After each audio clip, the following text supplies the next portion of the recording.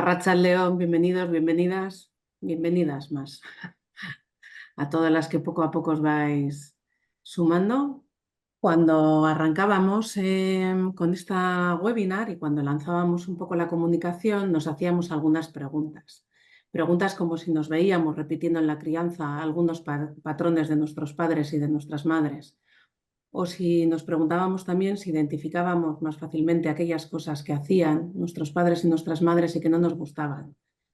También nos preguntábamos si éramos conscientes de cómo influye el hijo o la hija que fuimos en los padres y madres que somos ahora en la crianza. Y también nos preguntábamos si podíamos dejar de repetir algunos de estos patrones. Son preguntas que nos hacíamos los padres y las madres y que nos hacemos muchas veces. Eskerrik asko gurekin egoteagatik, gaur arratsalde polita izango dela uste dut. Gai oso interesgarria dugulako eta gainera profesional aditu batekin gaudelako. Buenas tardes. Os decía que tenemos una tarde por delante muy interesante. Por un lado, por el tema del que vamos a hablar, y por otro, porque tenemos un gran profesional que nos acompaña esta tarde. Me gustaría presentaros a Raúl Castillo, con quien vamos a compartir este rato hasta las 7:30. Y Raúl es Raúl Castillo. Raúl es psicólogo sanitario y educador social habilitado. Además, su desempeño durante años como educador y psicólogo en el ámbito social se ha formado en diversas disciplinas como psicología integrativa, terapia gestal, enneagrama o coach ontológico. En el mundo de la mirada sistémica, en el que nos ocupa esta tarde, se ha certificado por la Asociación Europea de Constelaciones Familiares y Terapia Sistémica. Tiene otras formaciones como dinámica de grupos, trabajo psicocorporal y sigue formándose en este momento en relación con el apego y el abordaje del trauma. Actualmente tiene consulta en Bilbao, donde trabaja sobre todo con personas adultas, con adolescentes y también con parejas. Además, también es profesor colaborador en la UOC y en la Universidad de Deusto. Y desde hace varios años en formaciones sobre mirada sistémica y constelaciones. Arratsaldeon, Raúl. Muy buenas tardes. Madre mía, vaya Un, presentación. un resumen de tu currículum y de tu recorrido profesional y formativo. Vale. Como te decía al principio, como decíamos al principio, que los padres y madres nos vemos muchas veces repitiendo estos patrones o algunos errores que hacían nuestros padres y madres, y parece que los seguimos cometiendo nosotros también, como los vivimos como hijos y como hijas y los vivimos ahora como padres y madres. Nos gustaría un poco en esta tarde, en este ratito que tenemos juntos y juntas, saber un poco más en si estos patrones se pueden romper, si no se pueden romper, eh, cómo influyen esas experiencias infantiles que hemos tenido en nuestro estilo de crianza actual y si las expectativas que tenemos sobre nuestros hijos y nuestras hijas, si también están influenciadas por aquello que mis padres esperaban de mí o esperaban de nosotros. Son preguntas muy, muy interesantes y profundas. Entonces, nada, te dejo aquí con todas ellas.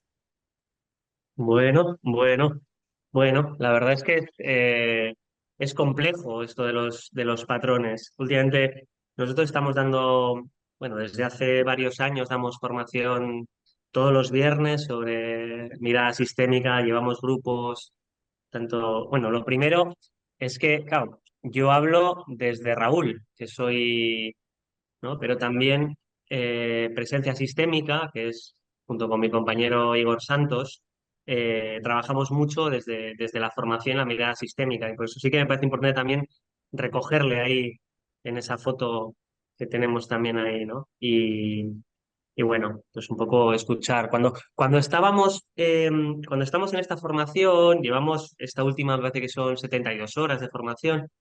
eh, claro, las personas ya llevan mucho trabajo hecho sobre, pues, sobre los patrones, sobre lo que es el sistema, sobre... Y claro, al final se preguntan, oye, pero ¿y cómo puedo hacer para dejar pues no sé, de hacer estos patrones, ¿no? Yo también en terapia suele ser como uno de los temas clave, ¿no? O sea, padres que de repente dicen, si yo, a ver, lo que yo más quiero son mis hijas y ¿no? Y yo de repente me doy cuenta de que cuando me pongo nervioso, o sea, he hecho toda la formación sobre crianza respetuosa, pero les grito. Y yo, claro, pues no sé cómo puedo parar esto, ¿no? O sea, ¿cómo puedo hacer para...? Yo me doy cuenta de que es verdad que a mí mi padre me gritaba, pero por mucho que lo sepa, es que no acabo de, ¿no? Que en otros ámbitos es como muy claro, ¿no? Hablamos, por ejemplo, de todo lo que tiene que ver con las dinámicas de maltrato, por ejemplo, con las dinámicas de abuso, que son evidentemente dinámicas muy complejas, pero que muchas veces se repiten o se viven de una manera como, a ver, ahí, el chat, No, vale, soy yo, Raúl Parcato. vale, Aprovecho, vale, ya que te he interrumpido, aprovecho. Tenemos el chat vale. donde podemos ir colgando algunas de las preguntas que yo puedo ir recogiendo y o durante tu conversación o luego al final las podremos ir haciendo. Así que todas estáis invitadas a poner en el chat alguna de las preguntas que tengáis rondando por ahí. Muy bien, Perdón, bueno, Parcato. yo es que digo, he visto una burbuja por ahí, ¿lo que es esto, no? Bueno, eh, claro. Cuando hablamos de patrones, hablamos un poco de eso, ¿no? Una, una persona, ¿no? Dice, joder, es que yo no soy buena madre o buen padre porque es que no acabo de conectar con mis hijos. Yo recuerdo que es que mis padres eran muy distantes, eran muy fríos y yo, claro, yo quiero hacer lo contrario porque yo quiero ser, pero cuando me acerco a ellas y intento jugar, es que no me sale, es que no sé cómo hacerlo, ¿no? Entonces, claro, identificamos, pero no conseguimos cambiar, ¿no? O todo lo que tiene que ver con el control, ¿no? Hijos que han sido controladores, controlados por sus padres, ¿no? Eso de, no te subas al columpio, ten cuidado ahí, ten cuidado, ¿no? Y de repente tienes una hija y claro, por ejemplo, lo habitual, vamos, no muchas veces, pero bueno, a veces ocurre de personas que han vivido con mucho miedo, ¿no? Y pues al parir también que se quedan, pareces, congeladas, ¿no? Como diciendo, bueno, claro, y hay una congelación de cuerpo, es decir, ¿y ahora qué hago yo? Si yo he vivido con miedo, ¿cómo voy a criar, ¿no? Con miedo, ¿no? Entonces, es, es complejo, ¿no? O cuando de repente, bueno, he tenido padres muy directivos, y entonces, claro, de repente yo intento tomar el mando, bueno, escuchar a mis hijos, intentar acompañarles, no ser directivo, pero claro, de repente mis hijos hijos o hijas empiezan a subir el tono y empiezan a volverse incluso a veces agresivos y yo no consigo, como evidentemente no ponerme directivo, pero sí que estar en un lugar en el que pueda tener cierta autoridad, en el que pueda estar como de alguna manera acompañándoles desde un lugar seguro también, ¿no? Dándoles seguridad. Entonces, ¿esto por qué nos pasa, no? ¿No? Lo típico de cuando de repente tenemos una conversación con nuestros hijos y de repente dices, le respondes de aquella manera y dices, mierda, me acabo de convertir en papá o en mamá. Estoy diciendo exactamente lo mismo. Pero ¿cómo sales a estas horas? Pero si no hay nada ahí para mierda, estoy en lo mismo, ¿no? Entonces, bueno, es como, lo primero es darse cuenta. A mí me gusta mucho esta historia que yo la escuchaba en mi formación con mis formadores, pero que me parece como muy, ¿no? Es esa sensación de, dice, es una historia, ¿no? Dice, voy caminando por la calle. Hay un agujero profundo en la acera. Me caigo. Estoy perdida. No sé qué hacer. No es culpa mía. Tardo siglos en salir, ¿no? Capítulo 2. Voy caminando por la misma calle. Hay un agujero profundo en la acera. Hago como que no lo veo. Me vuelvo a caer. No puedo creer que me haya caído exactamente en el mismo sitio. Pero no es culpa mía. Tardo bastante tiempo en salir, ¿no? O sea, estoy delante de la puerta de mi hija. De repente se enfada. Y de repente digo, "Claro, ¿qué le pasa a esta niña? Que es que se enfada y yo estoy enfadadísimo, pero es que no sé qué le pasa, es que no sé qué le pasa, ¿no?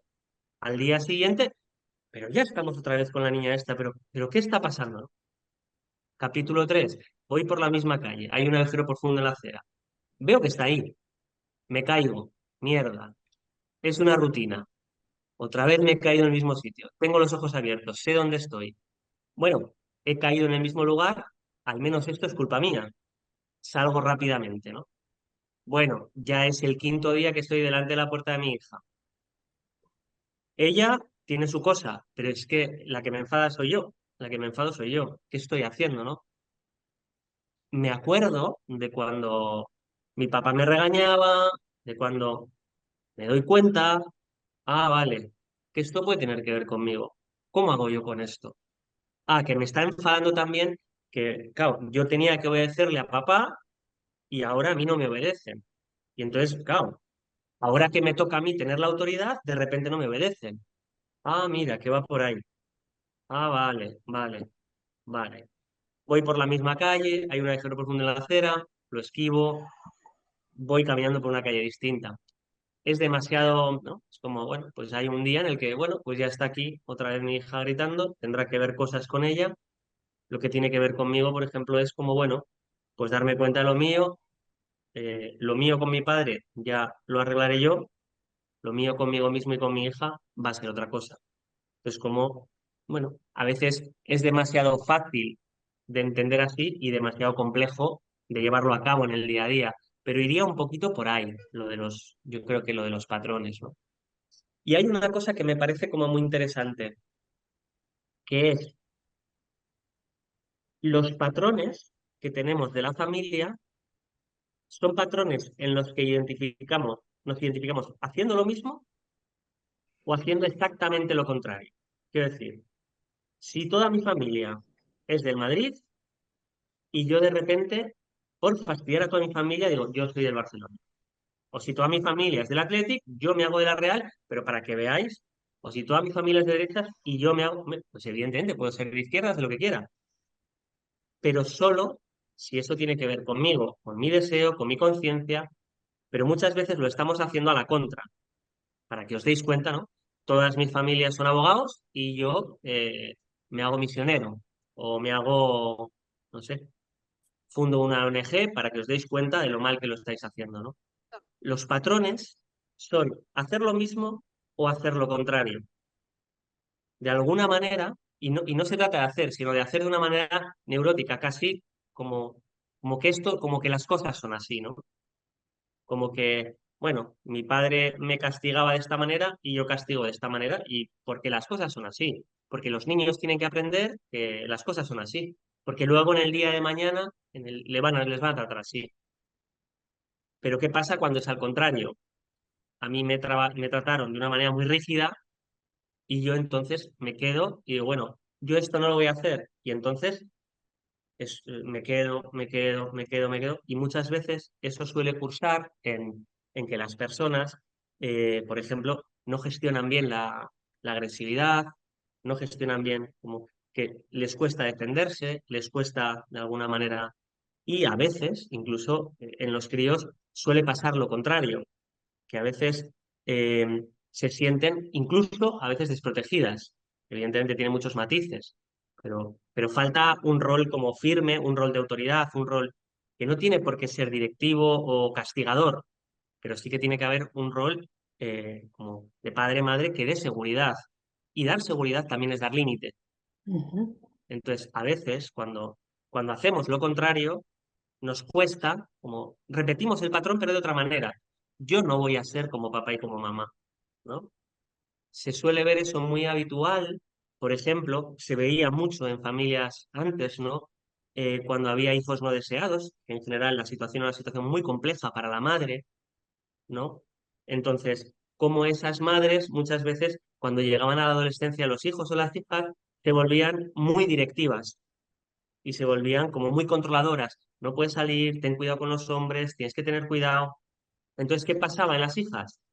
Que se sentían muy controladas. Entonces, ¿qué hacían? Se rebelaban. Entonces, ¿qué pasaba? Pues otra vez el mismo sistema, ¿no? Ese es el juego de los patrones, ¿no? Por eso es importante ir integrando qué nos ha pasado. En este sentido, hay como con esto de los patrones, hay como muchas maneras de abordar, ¿no? Hay, no sé, desde el mundo de la psicología positiva, desde la psicología conductual, desde el mundo del coaching, hay propuestas que tienen mucha claridad en lo concreto, ¿no? Eh, no sé, educar sin gritos, o sea, como este tipo de propuestas que son propuestas que buscan hechos concretos. Cuando tu hijo te diga tal, intenta, ¿no? como dar herramientas en ese sentido, ¿no? Yo creo que son propuestas muy interesantes, pero a veces, desde mi punto de vista, claro, yo vengo más desde el ámbito de la psicología humanista, evidentemente no desde el psicoanálisis, pero bueno, psicologías como más la Gestalt, que son como psicologías, lo que se llama a veces psicología profunda, eh, es entender que el salir de esos patrones a veces es una cuestión bastante más compleja que el encontrar remedios. O sea, es difícil, pues igual es fácil dejar de gritar a un hijo, evidentemente, eso podemos llegar a, pero de repente eso nos puede estar pasando en cosas más concretas, que tienen que ver con cómo soy capaz de conectar con él o con ella, cómo soy capaz de poner límites o no, ¿no? Y eso a veces es más complejo que el encontrar recetas, ¿no?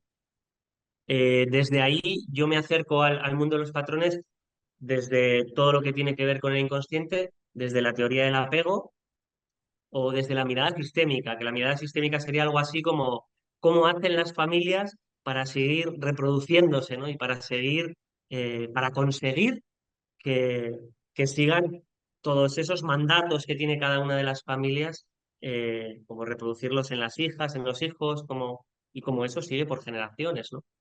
Y cómo eso influye, evidentemente, en las crianzas, ¿no? Eh, para mí, una de las ideas clave tiene que ver con que en este último tiempo nos hemos acostumbrado a pensar que somos capaces, que somos seres individuales y que somos capaces de conseguir lo que queramos. Es como si hubiera una tabla rasa. Bueno, yo he tenido unos padres que han sido así o de esta manera, pero yo puedo educar como quiera a mis hijos e hijas. Y lo que me dijeron mis padres no me influye para nada. Bueno, es verdad que me influye un poco, pero bueno, yo puedo romper los patrones sin que haya ningún problema, ¿no? Hay como una tabla rasa y bueno, yo puedo hacer lo que quiera. Pero claro, esta mentalidad individualista, a cierto nivel, por otro lado, muy liberadora también, porque evidentemente estamos con mucha más capacidad individual para gestionar lo que queremos, ¿no? Para gestionar nuestro deseo, lo que queremos construir con nuestros hijos e hijas. Esto es reciente. Yo siempre en esta imagen, ¿no? La foto, siempre se me olvida recoger de quién era el fotógrafo. Esta imagen fue una imagen que ganó el WordPress Photo, ¿no? Y es una imagen que habla de las revueltas en Yemen. Creo que fue antes de la pandemia, no sé si 2000, no me acuerdo del año. Esta foto la hizo un fotógrafo catalán. Cuando ganó el WordPress Photo, lo primero que hizo fue, voy a visitar a la mujer y al hijo. Esa es una madre con su hijo. Y les voy a visitar y les voy a agradecer porque la foto tiene que ver con ellos, con ellos dos, ¿no? Entonces fue allí, a Yemen, y se entrevistó, estuvo acogido por toda la familia del hijo y de la madre. En total eran 200 que vivían en un edificio. Claro, esto es una cosa loca ahora mismo. Cuando yo trabajo ahora genogramas en consulta, un hijo, dos hijos, generación anterior, como mucho, tres, cuatro, generación anterior, ocho. Claro, cuando trabajo, por ejemplo, con personas latinoamericanas, africanas, claro, otra cosa, otra realidad, muchos más hijos, árboles mucho más completos, árboles con adopción, o sea, entonces, esto, ahora mismo nos creemos que somos seres que podemos hacer lo que queramos, sé la mejor versión de ti misma, pero venimos con cargas y con dones que vienen de generación. Y es muy reciente la idea de la familia unifamiliar. Es muy reciente, no tiene 100 años en Occidente. O sea, antes éramos clanes, ¿no?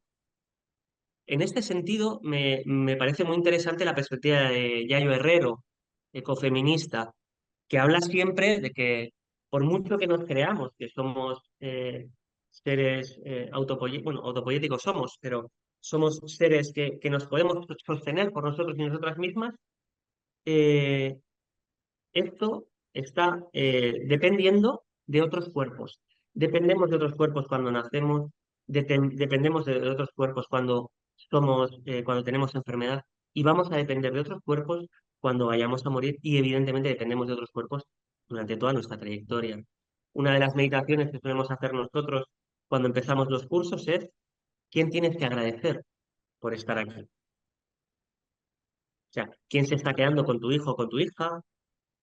Eh, ¿Quién ha puesto el dinero, por ejemplo, para que estas formaciones puedan ser así? ¿Quién te da el tiempo? Bueno, con quién compartes el tiempo? Que también, ¿no? Desde ahí es como, es como ver que no somos. Y esto, cuando pensamos en los patrones, tiene que ver con pensarnos que por mucho que nosotras creamos que venimos de nuevo, tenemos inercias que vienen de generaciones.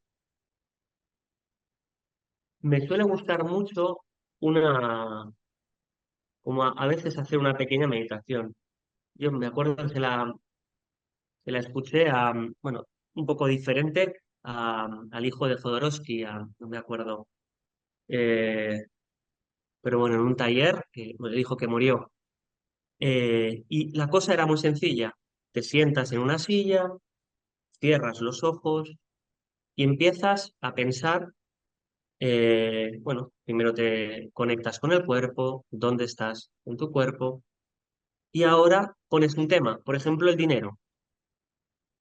¿Qué es lo que decía tu papá del dinero? Está bien gastar, hay que primero la necesidad y luego hay que amarrar, eres una gastona, lo que decía y lo que no decía. ¿Qué decía tu madre? Más allá de lo que decía, ¿qué hacía? ¿Quién gestionaba el dinero? ¿Cómo te miraba cuando gastabas? ¿Ibais a cenar por ahí? ¿No ibais? ¿No? ¿Qué pasaba cuando ibais de...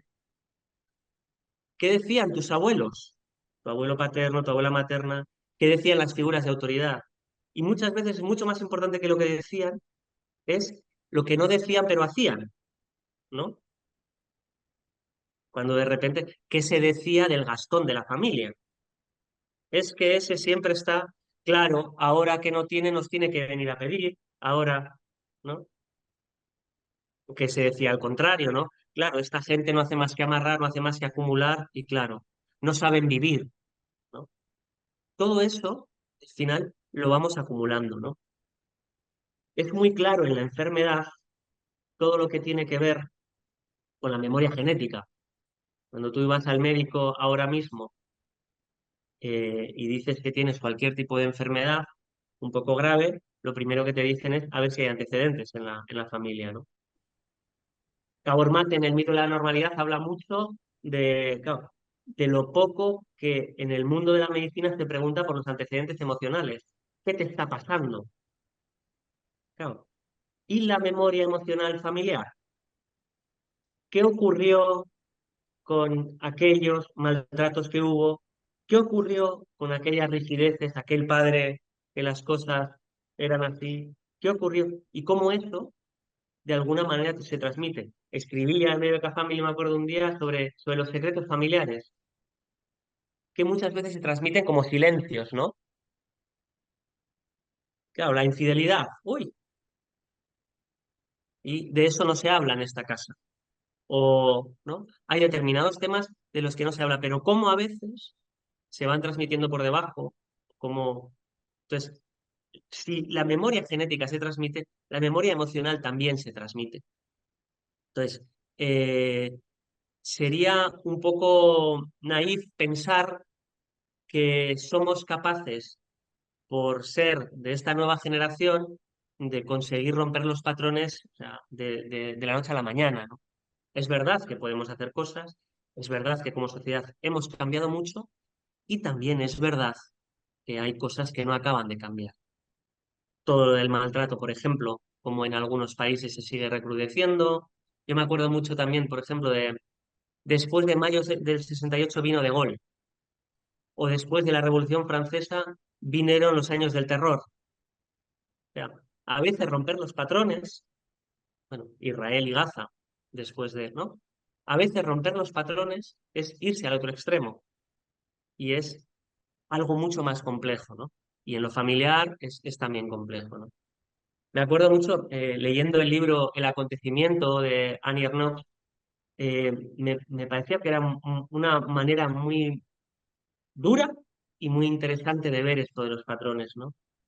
El acontecimiento es un aborto provocado, es autobiográfico, y cómo una mujer va hablando un poco de esto, ¿no? Y era muy curioso porque ella decía, soy la primera mujer que tiene la capacidad de estudiar en la universidad. Soy la primera mujer en generaciones que de repente es libre para poder vivir. Y de repente, no sé ni cómo ni por qué, evidentemente tiene que ver con sus decisiones, conscientes e inconscientes, acabo embarazada. Con lo que de repente vuelvo al mismo lugar. De nuevo soy discriminada, de nuevo soy mal mirada, de nuevo vuelvo a la precariedad, ¿no? De este tipo de maneras a veces se repiten los patrones en las familias, ¿no? Que es una manera que a veces es compleja. Suele ser curioso, por ejemplo, también en familias más de antes, ¿no? Yo lo he visto en varias familias, los hijos y las hijas rebeldes, que a determinada edad de repente rompen con la familia, hacen todo lo contrario, pero como muchos años después acaban teniendo relaciones como muy, o de cuidadores y cuidadoras de su padre o madre, es como ir de una polaridad a la otra, de alguna manera repitiendo el patrón, ¿no? Es como muy difícil, ¿no?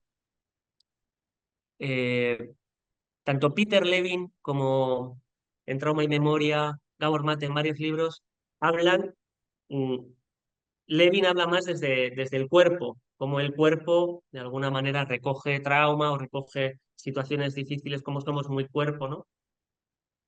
Gabor Mate habla también desde la perspectiva del trauma. Los dos, en una de las partes, hablan de empezamos a pensar, no tenemos todavía datos suficientes, pero empezamos a pensar que el trauma, por ejemplo, corporal, lo que yo llevo en el cuerpo, a veces se transmite incluso sin haber sido contado. Lo llevamos en el cuerpo de una manera transgeneracional. Gabor Mate habla ya directamente de que el trauma es transgeneracional. Sí que dice, em, cuando yo digo que la culpa es de, habría que ver de quién es la culpa, sobre quién puedo poner el dedo. Evidentemente hay gente que ha hecho cosas muy difíciles y muy duras. Evidentemente hay cosas que no tienen ningún sentido, pero de alguna manera, si vemos sus historias, igual comprendemos también algunas cosas, ¿no? Eso no quiere decir quitar responsabilidad. Bueno, yo sigo hablando. Si en algún momento queréis contar, Yo te sigo y si en algún momento recibo alguna pregunta que es oportuna hacerla en el momento, no te preocupes, Raúl. yo bueno, hasta que me quede sin voz. Te vamos Hace poco, siguiendo en que los patrones es difícil de cambiar, que a veces nos pegamos a los patrones de manera repetida o a veces en sentido contrario, que lo importante que es darse cuenta, estamos ahí, te seguimos perfectamente. bueno, em, me gusta yo siempre que hablo del apego, suelo decir que somos gansos que buscan a su familia. Me gusta, no sé si conocéis la película esta, Volando Libre, creo que hay otra película similar. Es una película donde de repente es un experimento como muchas veces validado, en el que nacen unos gansos, no está la madre, y entonces uno hace de ganso, ¿no? Se viste algo parecido, evidentemente. Una persona, este era un padre con su hijo, pues se vestían, se ponían un chubasquero, se ponían no sé qué, y venían los gansos y les seguían, ¿no? Y la historia, la trama de la película es cómo consiguen que les sigan con un ala delta, creo que era, y consiguen hacer la migración con ellos, ¿no? Y es súper curioso porque al final unos gansos se creen que nosotros podemos ser su padre o su madre, ¿no? El apego funciona así, literal. Hablamos de los cuatro tipos de apego, apego seguro, apego, ¿no? Ujú. Eh, el apego funciona así y es biológico y funciona por una razón sencilla, porque somos mamíferos. Por mucho que Descartes dijera que solamente somos razón, por mucho que toda la teoría cognitiva nos diga que cambias los pensamientos y cambia, no.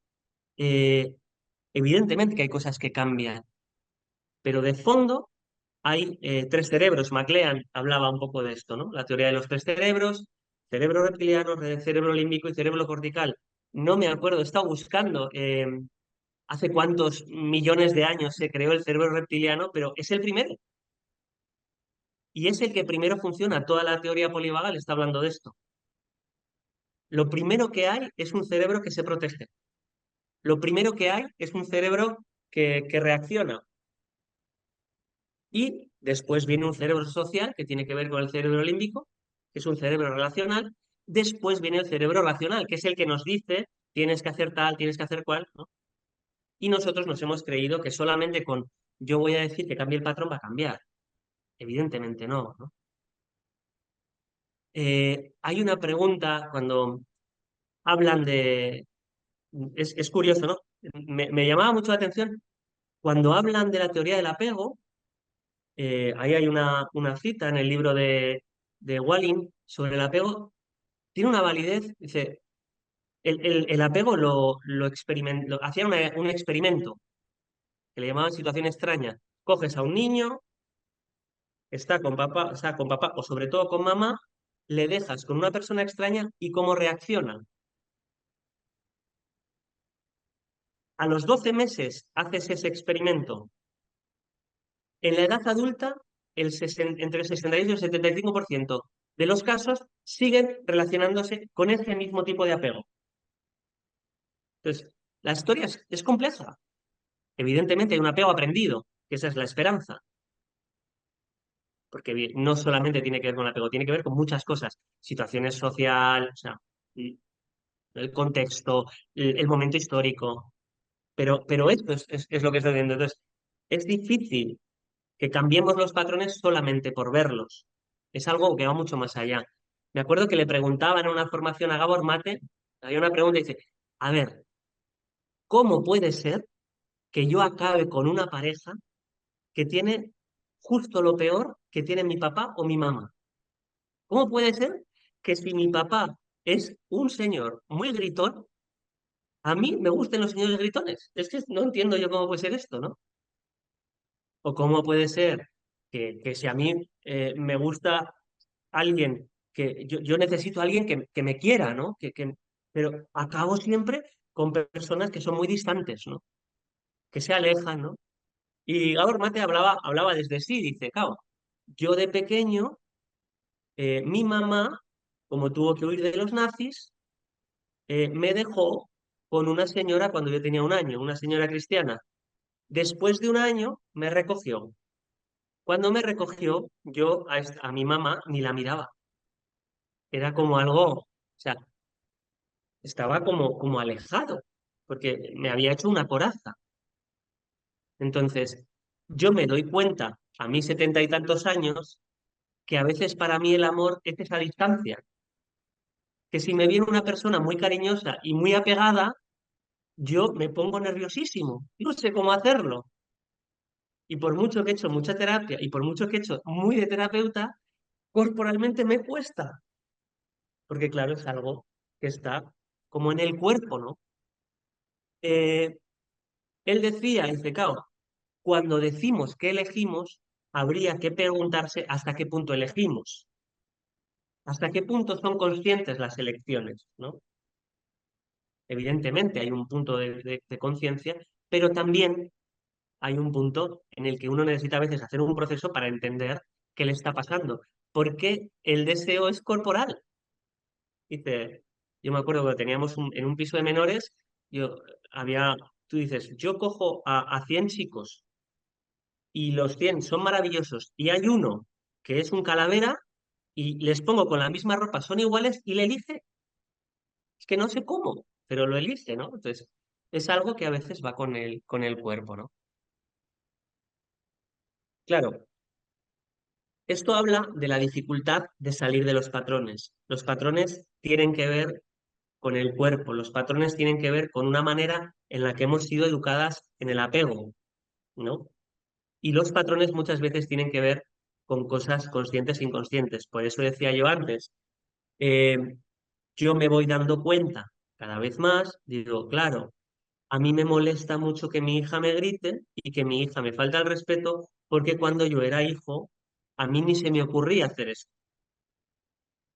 Pero para mí han pasado tiempo hasta que me empiezo a dar cuenta de esto. Lo primero que pienso es, ¿qué le pasa a esta señora que no hace más que gritarme? ¿No? Hablo de mi hija, hablo de situaciones, ¿no? Pero, ¿qué está pasando? ¿Cómo se reproducen estos patrones, ¿no? En el seno de la familia. La primera de las ideas, que a mí me parecía fantástica, que me pareció como muy lúcida, los patrones se reproducen desde la idea de culpa o inocencia, ¿no? Yo hace unos años me voy con mi pareja y con mis hijas, yo tengo 40 y me voy a un pueblo al lado del pueblo de mi familia y cojo un hotel, porque me apetecía estar cerca, un sitio no muy lejano, pero me apetecía justo visitar ese sitio, ¿no? Cuando yo hablo con mi mamá me dice, ¡ay! Se exalta, una cosa que mi mamá nunca se exalta, y es una cosa así como, ¿pero cómo has hecho eso? ¿No? Hay dos conversaciones internas. Una conversación mía de decir, pues lo hago porque me da la gana, porque ya es hora, ¿no? Y otra conversación que dice, pues tienes razón, tenía que haber ido a casa de la familia, no tenía que haber gastado tanto, no tenía... Claro, al cabo del tiempo me doy cuenta de decir, oye, a ver, yo tengo 40 años, tengo una pareja, ¿qué problema hay? Si lo he decidido, ¿qué problema hay? Tampoco me he gastado aquí millones, es una cosa... Pero claro, aunque mi mamá no me hubiera dicho nada, yo lo habría tenido dentro. Estoy gastando demasiado, me estoy yendo, porque es como esa voz interna que me dice, no estás haciendo algo bien, ¿no? Y de alguna manera, eso sería como, yo me siento culpable frente a mi familia, estoy haciendo algo que no se debe hacer. Y tiene que pasar un tiempo y una reflexión para que yo me dé cuenta de decir, no, está bien hacer así. Y eso es una cosa nimia, que no tiene mucho sentido. O sea, que es como, pero claro, en otras cosas mucho más complejas, como qué hago con el dinero, cómo es para mí las parejas, me puedo separar, no me puedo separar, debo ser rígido con mis hijos o hijas o no, tienen que salir por la tarde o no tienen que salir, tenemos que quedar... Claro, hay muchas cosas que son mucho más íntimas y mucho más complejas de ver que también están funcionando, ¿no? Hellinger decía, eh, te sientes culpable cuando haces aquello que te aleja de la pertenencia, ¿no? Si tú eres de la mafia y hablas con la policía, te vas a sentir culpable. Aunque a veces hablar con la policía es bueno, porque claro, haces que no maten a gente, ¿no? Si tú gastas en una familia de austeros, te vas a sentir. Si tú eres poeta en una familia de abogados, te vas a sentir culpable, ¿no? Y lo contrario al revés, ¿no? Si yo soy aquella mujer obediente o aquel hombre obediente, decía Gabor Mate que coleccionaba esquelas. Y era una cosa, y decía, en las esquelas podemos ver ese tipo de patrones, ¿no? Y de repente leía una esquela, decía, era un gran hijo y un gran padre. Eh, Murió a los 55 años. No se perdió ninguna cena en casa de su mamá ni en casa de su mujer, pues, o sea, de su familia. Y dice, claro, era un hombre tan buen hijo que cenaba con su mamá y cenaba con su familia. Entonces, claro, murió claro, pues casi de explotó, ¿no? O sea, tenía una obesidad gigante. Entonces, claro, eso es ser inocente. Dice, no, yo estoy haciendo lo que tengo que hacer a todo el mundo. Pero claro, lo único es que para mí no está bien, ¿no?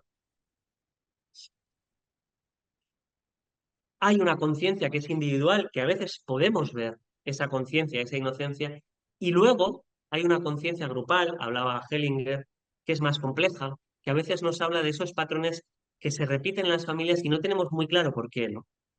Por qué hay familias donde de repente las mujeres no encuentran pareja o los hombres siempre son de una determinada manera, por qué de repente hay siempre un borracho en las familias o por qué de repente tenemos tal problema con el dinero que se repite.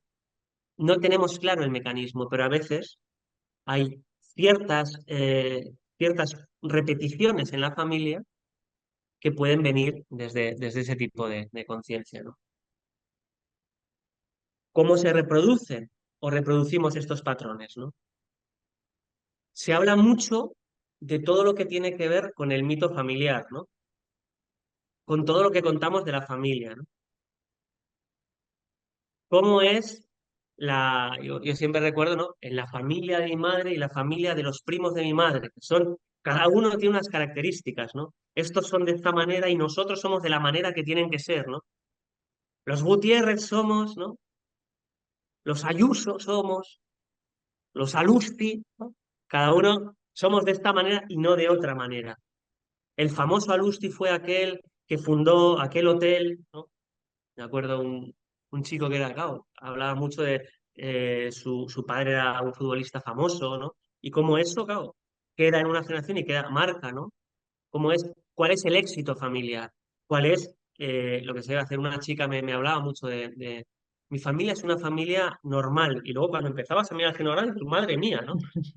Claro, para mí es muy importante ser normal, pero claro, porque ha habido tantas situaciones difíciles en la familia que yo lo que necesito es ser normal.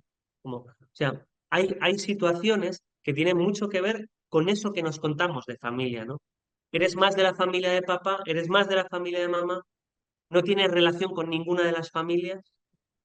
Porque las familias han sido, a veces yo en terapia hablo que hay muchos caminos, ¿no? Pero hay como dos, ¿no? Hay personas que tuvieron una infancia feliz y que, bueno, no, yo he tenido una infancia feliz, a veces no se acuerdan de la infancia, pero he tenido una infancia muy feliz, muy feliz, muy feliz, y hay gente que tiene una infancia muy desgraciada, muy desgraciada, muy desgraciada, ¿no? Y muchas veces el camino terapéutico es como a las personas que tienen una infancia feliz, empezar a ver los matices de esa felicidad, ¿no? Porque es verdad que sí, feliz, pero claro, cuando hacía tal cosa, de repente, como... Y lo contrario, ¿no? Es verdad que ha habido mucha dureza en algunas situaciones, pero a veces también, bueno, igual hay que mirar los grises, ¿no? De cómo también desde ahí has podido crecer de una manera. Los mitos familiares sobre eso que somos son creencias homeostáticas. Las familias ven una cosa y no otra, ¿no? Como algunas familias, me gusta mucho un podcast que se llama De esto no se habla. Es muy bonito y habla exactamente de eso, ¿no? Cómo, yo siempre digo que en las familias no se habla de nada nunca. Bueno, hay familias que hablan mucho más, pero de lo importante no se habla. Se habla de, bueno, cómo han sido las vacaciones, de cómo han sido... Es verdad que hay otras familias que son más explosivas y ahí sí que se habla, pero a veces igual de una manera muy escandalosa, ¿no? Pero eh, a veces las familias de lo importante no se está hablando, ¿no? Y eso va pasando también de generación en generación. Entonces, el mito familiar nos habla de cómo tiene que ser la familia. A veces nos lo dice de una forma muy explícita y a veces de una forma muy implícita. Cuando vienen los hombres, eh, las madres no miramos o nos ponemos de una determinada manera. O cuando viene el gasto, pues lo hacemos de una determinada... O sea, hay muchas cosas que no se dicen y son más difíciles de ver, ¿no? Hay una dinámica que solemos hacer nosotros mucho, que es, imagínate, bueno, es larga, pero bueno, imagínate la familia de tu padre, tu papá, tu abuelo, tu abuela, ¿no? Tus tíos, imagínate que estás, ¿no? Imagínate la familia de tu madre y cuando ya te los has imaginado, vuelves aquí, dibujas un escudo y nos dices, ¿cuál es el lema familiar? Porque hay muchas frases que se te han dicho. ¿Cuál sería el lema? Los Gutiérrez, juntos siempre, frente a la adversidad. Había una chica que decía, fuerte hasta la muerte. O alguien que decía, primero la obligación y luego la devoción. Este tipo de frases que son, ¿no? Que a veces suele ser muy curioso cuando, por ejemplo, en el dinero es como disfruta y gasta que solo tienes una vida, y por otro lado, la familia de papá y la familia de mamá dice, ahorra, que todo tiene que pasar a otras generaciones. Claro, ¿qué haces cuando los mandatos son? cuando los lemas son tan confusos, ¿no? Todo esto tiene que ver con el mito y todo esto va quedando en nosotros, ¿no? ¿Por qué a mí me gusta veranear en Mediterráneo y sigo sin entender por qué la gente veranea en Noja, ¿no? Digo, ¿cómo hacen para, si ahí llueve todo el día, ¿no? Ese tipo de cosas van pasando de generación en generación. Segundo, el mandato familiar. ¿Qué han hecho contigo? ¿Qué es lo que te dijeron que tenías que hacer? ¿No? Cuando de repente nace un primogénito y tiene que ser el, el que lleve los patrones de la familia. O cómo es cuando, me acuerdo una, una constelación en la que hablaba, ¿no? Y era, la madre había perdido a un hermano que había sido actor famoso y cómo, claro, cuando tuvo un hijo, pues era como, pues, todos los parabienes para este niño y este niño, pues claro, a este niño hay que darle la mejor formación, a este niño hay que... ¿no? Y eso es una cosa que está como muy instituida, ¿no? En cosas más pequeñas es, mira, eres más de la familia de... Sí, sí, eres tú, sí que eres de los Igarteburu. Sí, sí, sí, sí, sí. Tienes la nariz y el carácter. Hoy el carácter tienes de los Igarteburu, porque los Igarteburu son... ¿Te pareces a la tía Inés? Oh, la tía Inés. Tenía un carácter, ¿te pareces? Mandatos explícitos o sobre todo implícitos, atribuciones, eres como. Esto lo que nos está diciendo es qué es lo que tienes que hacer y qué es lo que no tienes que hacer. ¿Qué es lo que puedes hacer y qué es lo que no puedes hacer? ¿No? Yo me acuerdo mucho en mi familia, había un cuadro ahí en la casa familiar que ponía, los hermanos sean unidos porque esta es la ley primera, tengan unión verdadera en cualquier tiempo que sea, porque si entre ellos pelean, les devoran los de afuera. Claro, ¡pumba! Así se... Claro, cuidado con revelar las cosas fuera, la unión familiar, pese a todo, de esta manera es como se va tramando, ¿no? Y luego, claro, como cada uno es mirado por su papá, por su mamá, por sus tíos, por sus tías, ¿no? Y eso es. Y así llegamos a lo que Verne hablaba de el guión de vida, que es algo así como si de manera evidentemente inconsciente hay un momento en la vida, mm, Naranjo lo hablará desde el carácter, el psicoanálisis lo hablará desde el carácter, pero es como si hacemos una escarlata O'Hara, ¿no? Como si de repente, cuando somos pequeños, yo a veces lo he oído con frases así como, yo me di cuenta de que tenía que ser la alegría familiar. Y entonces, yo soy la alegría familiar. Y es una cosa como muy pequeñita, ¿no? Una chica, yo creo que me acuerdo que decía, dice, claro, a mí me decían todos que mi papá había muerto. Y yo dice, no, no, mi papá sigue conmigo y yo voy a hacer que esté, ¿no? Y cómo que esté orgullosa de mí. Y cómo de repente, ¿no? Eso se convierte, o el típico, yo puedo sola, ¿no? Yo voy a poder sola, ¿no? Escarlata dice, jamás volveré a pasar hambre. Y es verdad, nunca pasa hambre. Lo único es que paga toda su vida por eso, porque al final acaba con un hombre al que no quiere, acaba teniendo unas ambiciones que la... Ah, este es justo el guión de vida, que casi está relatado desde el principio, ¿no? Yo voy a poder solo o sola. ¿Y qué es lo que suele ocurrir? Bueno, que acabas solo o sola. O eh, había yo me acuerdo que decía el otro día, ante todo no molestar, ¿no? Que es una cosa que además lo veía en el árbol. Claro, no, no, ante todo que no. Entonces, yo, pues es verdad, pues uno no molesta, lo único, ¿no?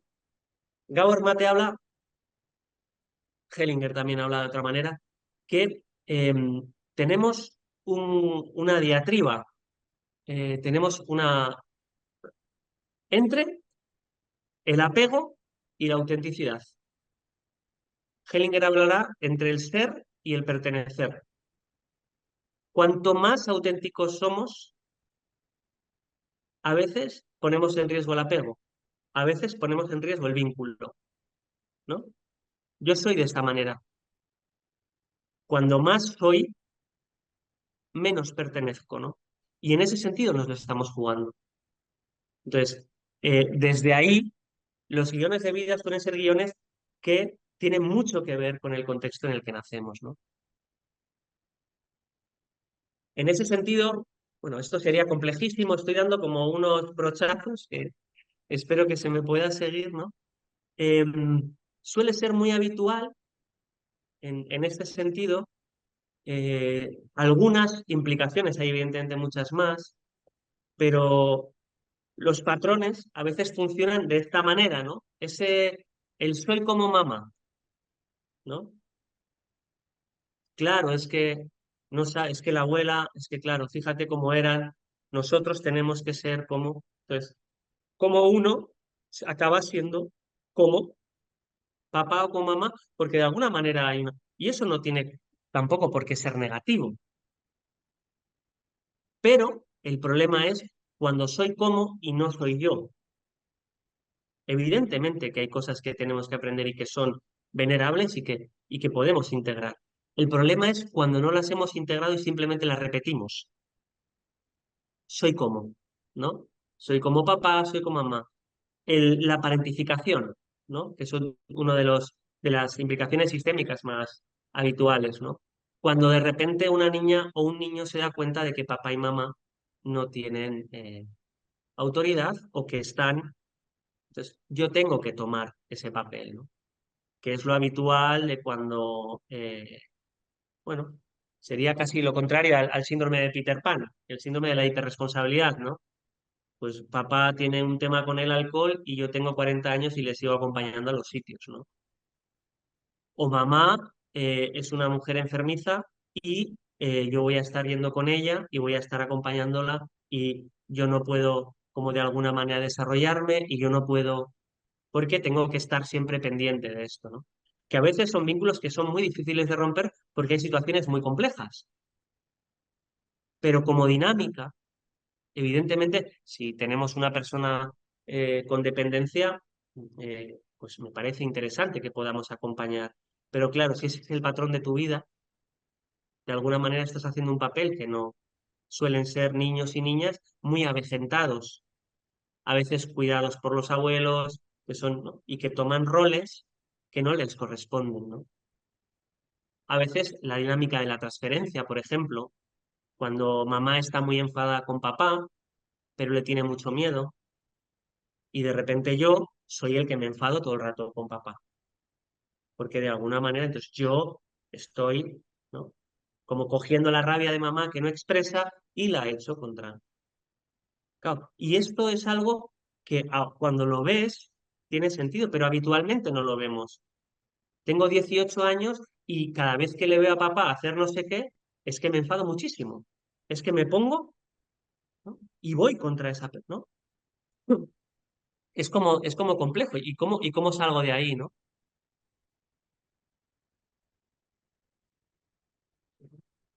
O la doble transferencia, que sería un poco lo mismo. Uy, me da un poco la tos. Es que llevas un rato, Raúl. Sí, Llevas una no, hora pero y todavía hay gente que escucha. a tope. Estamos todas, Bueno, yo creo que pegadas a tu discurso y a tu conversación. madre mía. La doble transferencia sería algo parecido. Lo que pasa es que, pues, papá está enfadado con mamá, yo no me enfado con mamá, pero me enfado con mi pareja. De repente mi pareja es una excelente persona, pero cada vez que hace no sé qué, yo estoy enfadísimo con mi pareja. Que sería como coger otra vez la rabia que tiene mamá y echarla sobre otra persona, porque que en general suelen ser personas que... Gabor Mate, cuando decía antes lo del apego, es que mientras yo estoy buscando una mamá que sea distante, ella está buscando a alguien que... Entonces, eso suele ser habitual, ¿no? La doble transferencia muchas veces funciona así, ¿no? O la reivindicación, cuando de repente hay exclusiones en la familia. pues bueno, se ha excluido a determinadas personas y, pues claro, siempre suele haber alguien que hace como de dedo acusador en la familia, como que les va diciendo a todos, sois unos hipócritas porque estáis excluyendo. Y eso se convierte muchas veces en patrón en toda la vida. Suelen ser gente que trabaja en lo social, suelen ser gente que trabaja, ¿no? Bueno, este, bueno, en la formación que hay en BBK Family, una de las propuestas que os hacemos es esta, ¿no? Que tiene que ver con cómo cómo configurarlo, por ejemplo, en piezas, ¿no? Cómo configurarlo en una escena. Y cómo ver, por ejemplo, cómo es la escena de mi familia creada, actual, y cómo era la escena de mi familia cuando yo era niño, ¿no? Y a veces hay cosas que son muy, o cómo es la escena de mi familia de origen y cómo está siendo mi relación en el trabajo, o qué patrones se están repitiendo, ¿no? Es una forma en la que podemos ver. Claro, la pregunta vuelve a ser siempre la misma.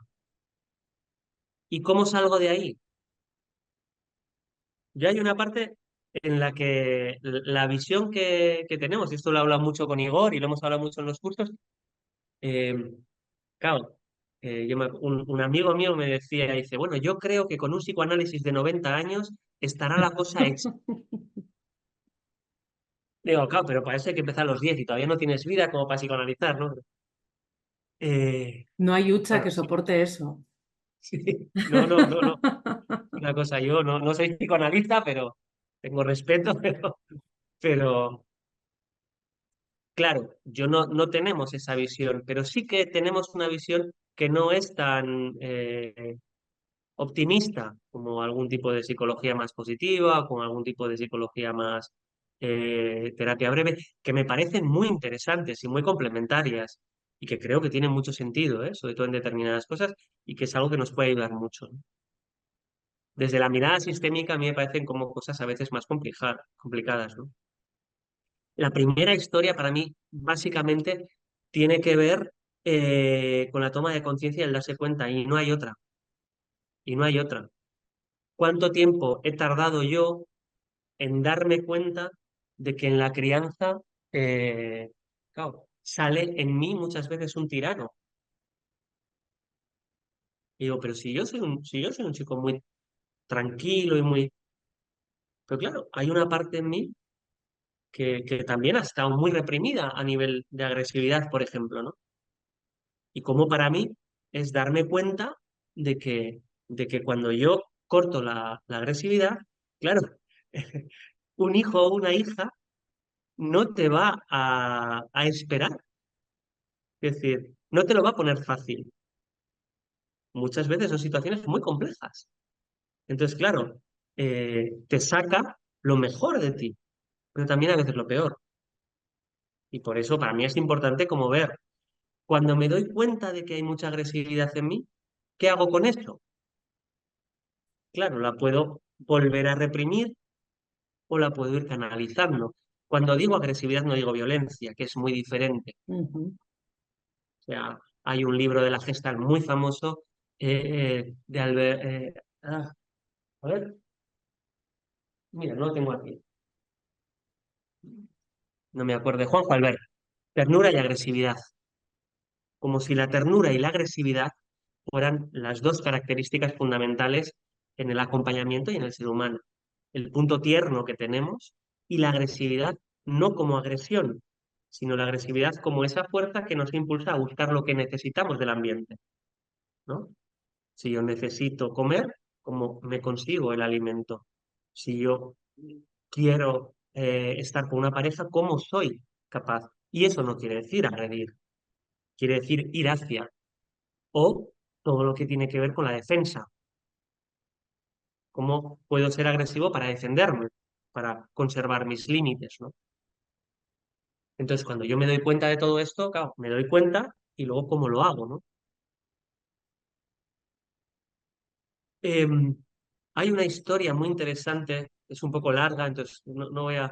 Bowen, que era un teórico de lo sistémico, hablaba es un tipo, es un libro muy interesante, es un tipo que dice, yo cada vez que voy a casa de mi familia, yo soy un teórico de lo sistémico. Tengo muy claro lo que soy, tengo muy claro lo que hace mi familia bien y lo que hace mal, lo tengo clarísimo. Pero cuando llego a una hora de Wisconsin, que es donde viven, me cambio por completo. Y le vuelvo a decir a mamá lo que le digo a mamá, a mi hermano lo que le digo a mi hermana hablamos de mi otro hermano y decimos todos lo que sabemos del otro hermano, a él no se lo decimos nunca, ¿no? Entonces, este hombre durante 30, 40, 50 años estuvo haciendo experimentos con su propia familia para lograr un objetivo. Y el objetivo es, yo me quiero diferenciar. Eso no quiere decir que quiero irme de la familia, quiero que cuando llegue a estar con mi familia, yo sea yo.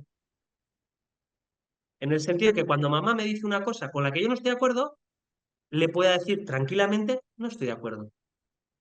Cuando me hable de mi hermano, yo le diga, no me hables de mi hermano, háblalo con él. O sea, ¿cómo es diferenciarse de todo ese juego, ¿no? El resumen, el final fue apoteósico. El final era, cogió todos los secretos familiares, bueno, secretos, no, no eran tantos secretos, pero todo lo que se decía de cada un miembro de la familia y se lo dijo en una carta a cada uno. Entonces, se destrianguló. Triangulares, claro, él decía, dice, siempre que hablo con papá, no hablo con papá, hablo con papá y con mamá.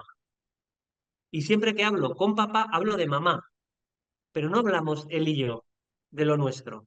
O cuando empezamos a hablar de lo nuestro y empieza a haber cierta tensión, entonces hablamos de mamá. O cuando esté, eso es, ¿no? Que eso es una dinámica fantástica, ¿no? Entonces, él lo que consiguió fue decir, bueno, vamos a dejar de hablar, vamos a hablar a cada uno, oye, ¿sabes que toda la familia está diciendo de ti que eres un vago y que no sé qué, no sé cuántos? Yo, pues, ¿no? Claro, se montó un pifostio en la familia, fantástico, ¿no? Pero es verdad que hubo un cambio sistémico, que es una de las cosas más complejas de conseguir. El objetivo tiene que ver con diferenciarse, el objetivo tiene que ver con salir de esas triangulaciones. Él siempre decía que la historia de lo familiar, claro, lo fácil es romper con la familia, pero muchas veces cuando conocemos a personas que han roto con la familia, suele ser complejo el vincularse. A veces se vinculan de una manera muy fusional en un lugar como muy pequeño, pero luego suelen tener... Entonces, la historia tiene que ver con cómo mantenerse, evidentemente, hay situaciones en las que no hay que mantenerse porque hay mucho daño, o sea, hay que alejarse de personas que nos hacen daño, evidentemente, eh, pero la historia sería cómo mantenerse en ese vínculo, aunque a veces ese vínculo sea un vínculo interno, pero de manera diferenciada. Y eso es lo complejo, ¿no? El tiempo no cura, pero se necesita tiempo, ¿no? ¿Cuánto tiempo necesita un niño maltratado para sentirse seguro? Yo cuando trabajaba en lo social, cuando trabajaba con chavales muy jóvenes, y me acuerdo que Martínez Reguera nos decía, al menos la mitad del tiempo del maltrato va a necesitar este chaval para volver a tener un lugar de seguridad. Si estás trabajando con un chaval de 20 años, dale 10. Claro, evidentemente, situaciones muy duras, ¿no? Pero ¿cuánto tiempo necesitamos para salir?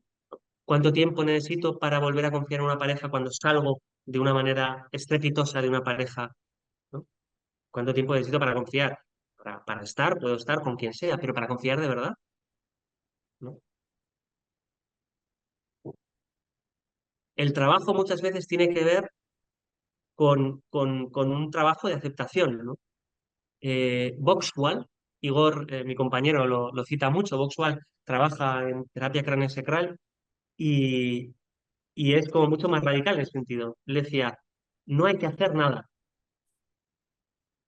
Él decía, él trabaja mucho desde el cuerpo y una de las cosas que decía, dice, yo me he dado cuenta de que muchas veces en los talleres, cuando estoy intentando acompañar con las manos, que a veces se dormía, ¿no? Le entraba, ¿no? Estaba, porque son trabajos muy lentos, muy pausados, y de repente se dormía y dice, y cuando me despertaba, de repente la persona estaba mejor.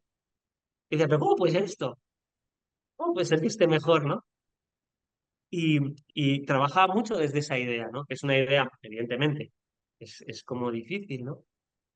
Pero a veces, uno de los textos también de Beca Family, para mí, van por ahí, tienen que ver con, con la idea de no hacer nada, con la idea de observar, con la idea de mirar, con la idea de verse y con la idea de aceptar.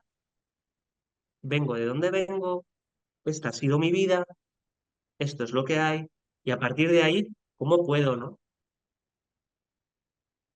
En el curso hablamos de otro tipo de trabajos que también se pueden hacer y que me parece, no me he centrado tanto ahí, me he centrado más en la explicación previa, pero en el curso hablamos mucho también de, claro, Hellinger nos habla, o bueno, algunas ramas de la teoría sistémica, que son como muy amplias, ¿no?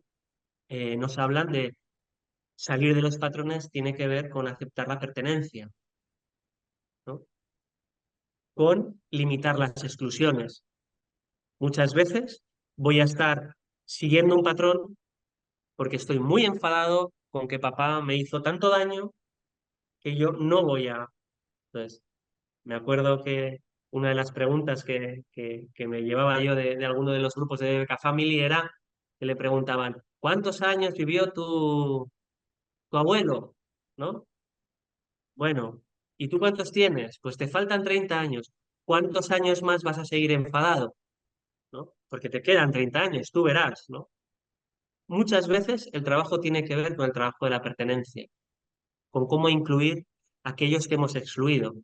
Y eso no quiere decir perdonar, decir que lo hicieron bien, no poner límites. Quiere decir, por lo menos nombrar, por ejemplo. O quiere decir cómo los vamos incluyendo en un trabajo más procesual, ¿no? Respetar el orden sería una segunda manera, que eso tendría que ver con no ocupar sitios que no nos corresponden. Si yo estoy haciendo el papel de papá y de mamá, posiblemente no podré ser un buen padre, porque estaré más en mi familia de origen que en la mía, creada. Si yo estoy haciendo el papel de la hermana mayor de mi familia, me va a costar estar en mi familia presente. Entonces, posiblemente lo primero que tendré que hacer será decir, oye, yo, lo primero es mi familia creada, después mi familia de origen. Por mucho que me duela y por mucho que toda mi familia se enfade, porque voy a dejar de hacer lo que ellos quieren que haga, inconscientemente seguramente, ¿no? O cómo salir del patrón tiene que ver también con encontrar un equilibrio entre el dar y el recibir, ¿no? Dejar de ser mujeres tan dadoras, y digo mujeres, y encontrar los propios límites y encontrar el equilibrio, porque de alguna manera así hacemos también hijos emperadores, ¿no? O padres, ¿no? Dejar de... bueno, son arquetipos, ¿no? Pero... Y acabo un poco con el cuento que hablábamos el otro día con Ainhoa de empezar o acabar, ¿no? Los cuentos de Hellinger son imposibles, son como muy difíciles, ¿no? Necesitan traducción. Sí. El discípulo le pregunta al maestro, dime, eh, a ver, no consigo leerlo entero, a ver si lo... a ver, ahora, vale, a ver si lo leo así mejor. El discípulo le dice al maestro, dime lo que es la libertad. ¿Qué libertad? Le pregunta el maestro. La primera libertad es la necedad. Se asemeja al jinete... a ver, espera un poco, que no lo leo. Vale, ahora. Se asemeja al caballo que entre relinchos derriba a su jinete, pero tanto más fuerte siente su mano después, ¿no? ¿Cómo salgo de un patrón? Pues la primera manera de salir de un patrón es hacer lo contrario. Claro que sí, ¿no? Si han sido duros contigo, sé blanda. Si han sido blandos, límites. Si han sido, claro, ¿no? Si fueron muy agobiantes, libertad absoluta, ¿no? Vete al otro extremo. ¿Qué es lo que suele pasar? Que me voy a la otra polaridad. ¿Qué es lo que suele pasar? Que como fueron tan atosigantes conmigo, de repente me encuentro con una libertad que no sé gestionar. Y de repente me encuentro en situaciones de riesgo, en situaciones y posiblemente vuelvo otra vez. ¿O no? O me encuentro con situaciones de riesgo. O de repente he tenido una mamá o un papá muy directivo y de repente dejo a mi hijo libre. ¿Qué es lo que pasa? Que es un niño que se siente sin límites, que se siente y de alguna manera se me va de las manos también, ¿no?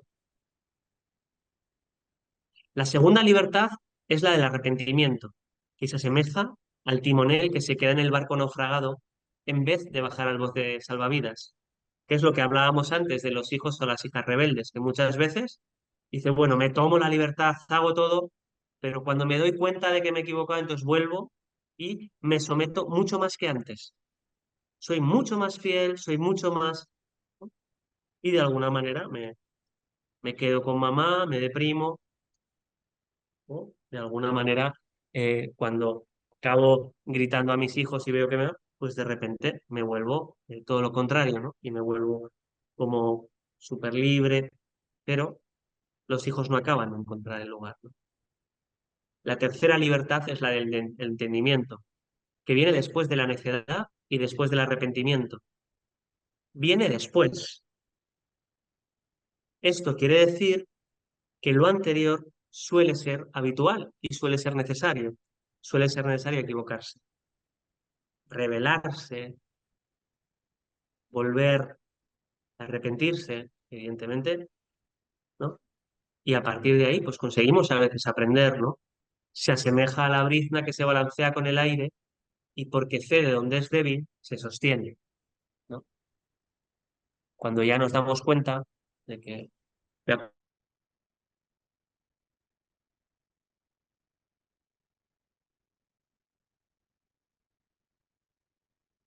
Raúl, acompañando a un terapeuta muy mayor, que de repente estaban yendo a un tren y iban en el coche y decía, joder, ya está otra vez la María, pero es que la María es que no me deja en paz. Y dice, la Dios. Dice, pero ¿cómo? ¿Que puede ser que... Pero está Iván? Dice, no, pero de alguna manera me sigue hablando, ¿no?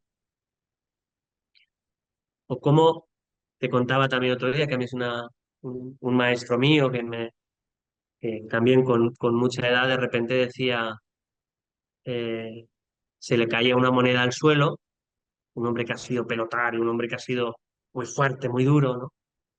Y una señora de 90 años se la levantaba y él no podía porque tenía, los hombros estaban fatal.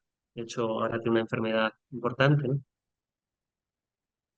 Y el hombre estaba enfadadísimo con él mismo. Pero ¿cómo puede ser? ¿Cómo puede hacer esto? ¿Cómo puede ser? Con lo que he sido yo, con lo que he sido yo. Y pocos segundos después, pues se reía y decía, pues es verdad, ya estás otra vez con esto. Ya estás otra vez enfadado, ya estás otra vez con esto. Bueno, pues parece que todavía no hemos trascendido, parece que todavía no somos, ¿no?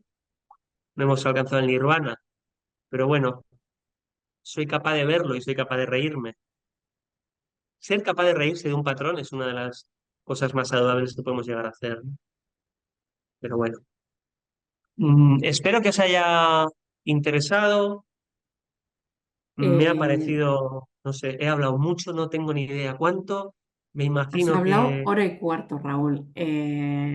Nos has ido llevando y meciendo, para mi gusto, muy bien. No tenemos en el chat ninguna pregunta. Le vamos a dar un minutito o dos a ver si la gente, alguna persona quiere apuntar alguna pregunta. Yo sí compartir un poco contigo algunas cosas que me han venido a la cabeza y sobre todo algunas frases que me han hecho por lo menos resonancia a mí. Una tiene que ver, un hijo o una hija nos saca lo mejor y lo peor. Ujú, Eso creo que todas las personas que estamos aquí, creo que uno de los motivos es ese, ¿no? Que a veces nos descubrimos en patrones maravillosos y a veces nos descubrimos en patrones que nos hacen sentir incómodos. La parte del proceso de entender, ¿no? Según el cuento de ir pasando, de ir yendo y viniendo, probando, a veces no haciendo nada, pero ¿no? Probar la necedad, probar el arrepentimiento, hacer para llegar a poder entender. ujú. Em, aquí el dragón. Hay alguien que pregunta, el dragón. No, no entiendo bien la pregunta. Eh, Me alegra porque yo tampoco, entonces, si lo... Nos la puedes explicar un poco más Ah, el dragón es lo que saca peor Ah, de mí. Sí, sí, sí. Oye, em, Claudio Naranjo tiene un trabajo, o sea, hay un libro que habla mucho de los, no me acuerdo siguiendo, hay un mitólogo que empezó a sacar todos los mitos de los cuentos, no me acuerdo, es un nombre muy famoso. Eh, y Claudio hablaba un poco desde todos los mitos, de los cuentos ancestrales, ¿no? Y hay un mito que es el mito de, claro, de la princesa a la que hay que liberar, evidentemente el caballero. Bueno, sí, en realidad lo que no resolvía la niñez suele tener que ver por ahí, ¿no? Eh, Claudio hablaba de la metáfora del dragón como eh, el ego, ¿no? El príncipe es aquel. ay, se corta. Em, ¿Tenéis problemas, Uno mismo que Raúl? va a encontrar aquello que más quiere, que evidentemente es la princesa, y se encuentra con el dragón, ¿no? Y el dragón hay que matarlo. ¿Sí? Es que ¿Sí? alguna, se nos ha quedado un Vale, no, poco no, no, no, vale, parado. vale, no. Sí, sí. No, no, que es que me ha llegado una llamada, pero claro, no puedo quitar el móvil porque tengo la conexión. Perdona, Vale, perdona. nada. Vale. No, al final el dragón sería como el ego, ¿no? Ujú, Y sería como aquella parte que hay que matar. Lo que pasa es que si uno mata al dragón, muchas veces mata cosas que tienen que ver con algo muy original, con algo muy suyo, ¿no? Entonces, él, la manera en la que lo planteaba es algo así como hay que dejarse comer por el dragón. Evidentemente, es una manera figurativa, eso no quiere decir dejarse habitar por el dragón si es un dragón violento, si es un dragón, pero de alguna manera sí que hay que mirar a ese dragón, ¿no? En los sueños, muchas veces las pesadillas, cuando hablamos de los niños, eh, las resolvemos nombrando, ¿no? Y como a ujú, veces enfrentándose a ese miedo, ¿no? Evidentemente es una cosa muy compleja, no sé qué dragón será, eso, aquello que no se resolvió en la niñez, pero a mí me suele sonar mucho. Además, la palabra yo la he escuchado muchas veces en terapia, ¿eh? ujú, Tengo un dragón que cuando viene mi hija es que no puedo pararlo, ¿no? Y que me habita y que, bueno, siempre lo que puedes hacer es lo primero, que desaparezca. Posiblemente no podrás, pero bueno, por lo menos hay que intentarlo. Luego, igual la historia es cómo nos hacemos amigos un poco del dragón, ¿no? O cómo empezamos a mirarle, qué tipo de dragón es un dragón, ¿no? Duro, es un dragón que llora, es un dragón fuerte, es un dragón blando. Bueno, resolver en la niñez. Bueno, eso de resolver es, es complejo también, pero bueno, parece que es una muy buena mirada. Queríamos también contarles a las personas que nos están viendo hoy y a las que nos verán a través de la grabación, que en la web también voy a poner aquí el enlace al curso que tenemos grabado, a un curso online al que pueden acceder, hecho también por ti, Raúl, donde vamos desmenuzando también un poco lo que hemos visto hoy con alguna práctica, con alguna parada y una revisión a nuestra situación, a nuestro sistema, donde vernos y siempre acompañados por el equipo o por Bien por Ti o por el equipo de Ujú, BBK Family. Entonces, os dejo el acceso al curso, es gratuito, lo tenéis abierto ahora mismo y podéis acceder cuando queráis. Es una manera de como de releer, de rever, de remirar un poco lo que esta tarde Raúl nos ha ido contando. De todas ujú. formas, abierto queda también la disposición de BBK Family para si tenéis alguna duda, alguna pregunta, cualquier cosa que queráis ampliar o cualquier necesidad, tenéis el servicio de asesoramiento gratuito para acompañaros. Y nada, yo agradecerte, Raúl. Es un placer siempre compartir conversación contigo. Sabes demasiado. Bueno, no sé si es demasiado. Sabes mucho y es un placer escucharte y cómo nos has ido. Yo sé que no era fácil, que hacerlo en online sin tener el feedback de lo que está pasando al otro lado no es fácil. Las personas que nos hemos sumado no nos hemos ido. Es un grandísimo indicador de que te hemos seguido, de que hemos estado cerquita y que nos lo has puesto muy fácil. Nosotras a ti Bueno, igual pues no tanto. yo la verdad, siempre te decía antes que yo a veces no sé cómo voy a ir en general, suelo ir fluido, pero hay Pues veces no. que me... Pero bueno, os agradezco mucho que hayáis estado tanto tiempo escuchándome, porque a veces no, yo pierdo mucho la medida del tiempo. Entonces, bueno, muchas Pues gracias y cualquier cosa, hoy hemos bueno, perdido la medida del tiempo contigo. tenéis los datos aquí, bueno, sabéis dónde encontrarme y cualquier duda, bueno, pues si necesitáis, bueno, ya. Y lo del curso, o sea, la charla sobre todo iba mucho como para explicar esto de los patrones. La formación yo creo que va más para trabajar, como para ver cada una en su caso concreto, cada uno en su caso concreto, dónde está un poco la cosa. Sí, para ir identificando, ¿no? Cuál es nuestro Mm, lugar, cuál fue nuestro lugar, cuál está siendo eso ahora, es. qué pequeños cambios podemos ir introduciendo que mejore Ujú, un poco nuestra crianza y ese lugar que ocupamos en la crianza, que sea sobre todo ujú, más consciente y si luego queremos hacer pequeños giros, incluso con las piezas, ¿no? que nos propones en el curso. ujú. Bueno, oye, y muchísimas gracias, Ainhoa, por seguir convocándome. Para mí es un lujo el poder estar aquí. Muchas gracias por seguir llamándome. Pues Ujú. seguiremos haciéndolo. ¿Y alguna pregunta que queda en torno a la formación? El curso sí, lo da Raúl y ahí podéis acceder. De todas formas, cualquier cosa podéis escribir a BBK Family al mail y ahí resolvemos cualquier duda. Así que nada, Raúl, te despido. Es que ricasco y Bueno, nos vemos en la siguiente. muchas gracias. Venga, Agur. agur.